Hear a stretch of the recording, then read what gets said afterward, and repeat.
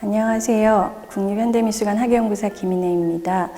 오늘 소개해드릴 작품은 이중섭의 투계인데요. 이중섭 하면 이름을 많이 들어본 국민 작가인데 이분의 생애에 대해서 간단하게 좀 소개를 드리겠습니다. 이분은 1916년에 지금의 북한 지역인 평안남도 평원에서 출생을 하셔서 평안북도 정주에서 중고등학교에 해당하는 오산고등보통학교를 다니게 됩니다. 거기서 한국의 1세대 유화가였던 임용련이라는 작가를 만나서 미술의 교육을 받기 시작하고 일본으로 유학을 가서 문화학원에서 졸업을 하고 전문 미술가로서의 그 경력을 쌓아나갑니다. 1943년에 이제 제2차 대전이 한창일 때 그 일본에서의 활동을 접고 한국으로 다시 귀국해서 원산에 있다가 그 한국 전쟁이 발발하면서 이제 원산 폭격이 아주 심하죠. 입던 옷을 그대로 입고 월남했다 이렇게 얘기를 하는데 그렇게 피난을 온 가족이 남쪽으로 하게 됩니다. 제주도, 부산 이런 데서 이제 피난 생활을 하고 다 알려져 있는 바대로 그 피난 시기 동안 일본인 이제 아내였던 마사코 여사 그리고 두 아들과 헤어지게 되는 것이죠. 그 이후로 이제 우리가 한국 전쟁이 끝나고 1954년쯤 되면 이분이 적극적으로 열정적으로 작품을 제작하게 되는데요. 한국전쟁 시기에도 은지와 같은 그 열악한 환경 속에서도 희귀한 재료들을 얻어내서 또 그 재료만이 가지고 있는 특성을 최대한 구현한 그런 자신만의 기법들을 만들기 시작했지만 1954년이 되면 이분은 굉장히 유화도 아주 적극적으로 그리시고 또 통영과 부산을 오가면서 아주 활발한 활동을 하시게 됩니다. 그리고 이분이 이런 활발한 활동을 통해서 이제 일본으로 이제 건너가 있는 그 가족들을 만날 수 있을 거라는 이제 부푼 꿈을 갖고 계셨던 거죠.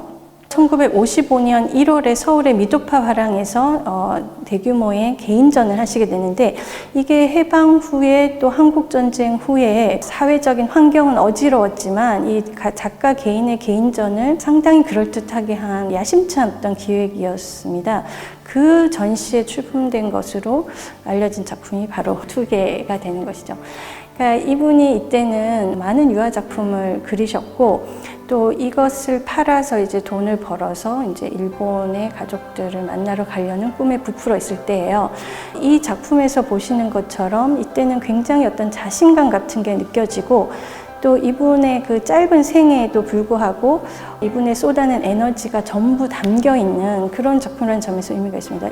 이걸 어떻게 그리셨냐 하면 이분은 두터운 한국에서 이제 그 많이 쓰는 종이를 선택을 하시고 그 종이 위에다가 약간의 황토물 같은 것을 이렇게 한번 바르셨다고 전해지는데 실제로 우리가 이걸 적외선 자외선 촬영을 해보면 뭔가를 바른 흔적이 남아 있어요. 그게 황토물인지는 확인하기가 어렵지만 한번 이걸 발라주면 좀 종이가 더 단단해진다고 얘기를 하는데 그렇게 바른 다음에 이분은 지금 여기 보이시는 투개 싸우는 두 마리의 닭을 위와 아래에서 먼저 그리셨어요. 근데 위를 보시면은 지금 약간 분홍빛 그리고 아래쪽에서는 이 파란 빛의 이제 그 닭이 있고 그리고 닭뼈슬에 이런 빨간색이라든지 부리의 노란색 이런 것들이 아주 원색으로 강조되면서 이 움직임들이 활발하고 역동적이고 또 서로 뒤엉켜 있고 그래서 이것이 싸우는 것인지 사랑을 나누는 것인지의 구분이 모호한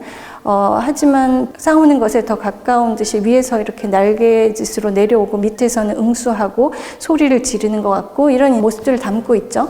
흥미로운 점은 이분이 이 두 개의 모습을 먼저 밑에 그린 다음에 이 회색으로 전체를 바르셨다는 거예요. 그러니까 전체를 다시 바르면 밑에 있는 색감들이 살짝 비치게 되는 거죠.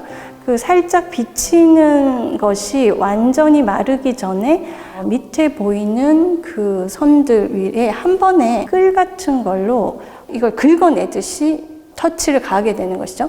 그러면 밑에 있던 색이 올라오겠죠. 그리고 위에 있던 그 물감층과 서로 섞이는 마치 이 그림을 얼핏 보면 두꺼운 우리가 보통 마띠르라고 하는데 그 표면 질감이 굉장히 두꺼운 것처럼 보여요. 근데 실제로는 아주 얇은 것이죠.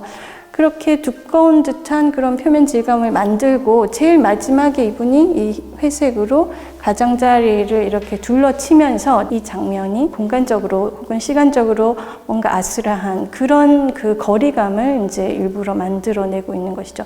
심지어 이분의 사인도 보시면 오른쪽에 중섭이라고, 이분은 주로 한글을 이렇게 풀어서 쓰는 방식으로 사인을 하셨는데, 이 사인조차도 미리 빨간색을 해놓고 그 위에 마치 이제 못 같은 걸로 다시 긁어내고 그런 형식을 취하고 있는 거죠. 이분은 종이 위에 유화 물감을 쓰고 있지만 그 방식에는 여러 가지 레이어, 층들이 깔려 있고 작은 화면에 엄청난 그 에너지들을 집약시켜 놓은 것을 알 수 있어요. 그리고 처음에는 이렇게 자꾸 뭔가를 쌓아 나가다가 마지막에는 끌로 마치 일필휘지라는 우리가 표현이 있지만 단호하게, 그리고 한 번에 터치를 가하는, 그러므로 해서 단호함과 강력한 자신감, 이런 것들을 보여주는 작품이라고 할 수가 있습니다.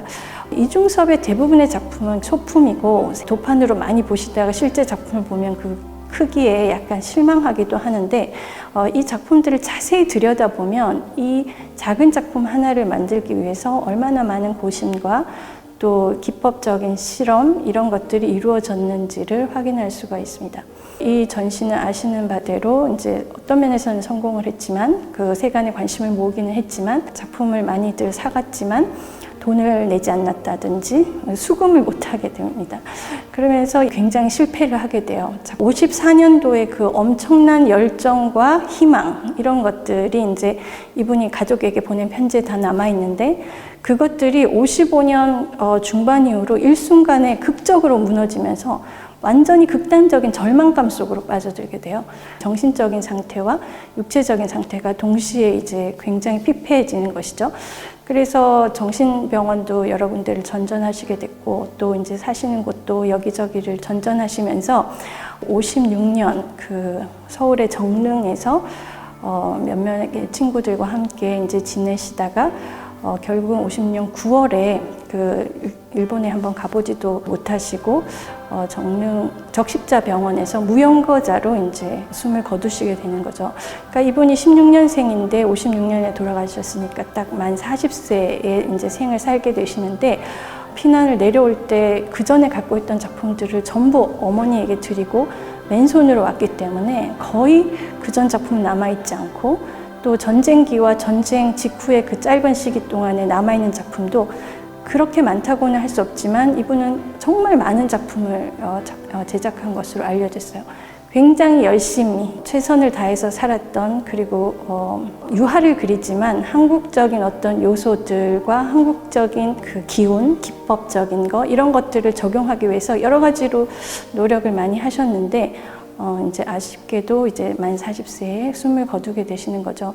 그래서 한국 근대의 작품들은 이런 스토리를 같이 들으면 굉장히 귀한 작품이라는 생각을 하게 되는데요.